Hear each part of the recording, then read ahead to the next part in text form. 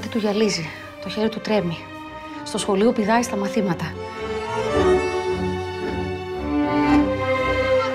Όταν χάνω κάτι που θέλω πολύ, κάνει τη γη κάτω από τα πόδια μου. Και τότε σκέφτομαι αλόκοτα πράγματα. Τον καταβρόχθησε. Ο Μινόταυρος στο Θησέα. Θέλω οι δυνατοί να χάνουν τη δύναμή τους. Οι Σουλιώτισσες δεν σώθηκαν επειδή έγιναν οι φούστες, αλλά εξύπτωτα. Του έρχονται στο μυαλό όταν του φεύγουν οι λεγάμενες που ερωτεύεται. Αυτό που λες είναι υπέροχο. Λέγεται γνήσιος έρωτας. Εμείς στο σπίτι το λέμε Ηθοπάθεια. Είναι η αγαπημένη βαλίτσα του Ωνάση. Το έχουν μεγάλη και τρανή.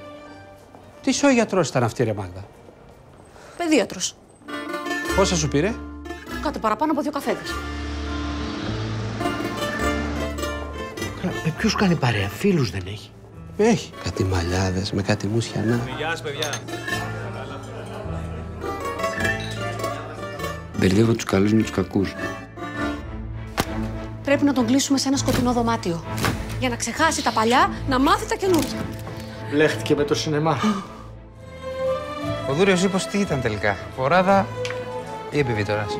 Από το στόμα θα βγούνε, είσαι καλά. Έτσι γράφει το σενάριο. Θα μας τρελάνετε. Τον τυλίξανε. Είχε ένα γέλιο μέχρι εκεί.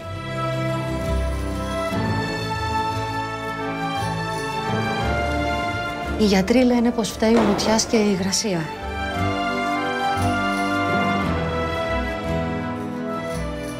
Σου βάζει λόγια ο Νοτιάς, Σταύρο?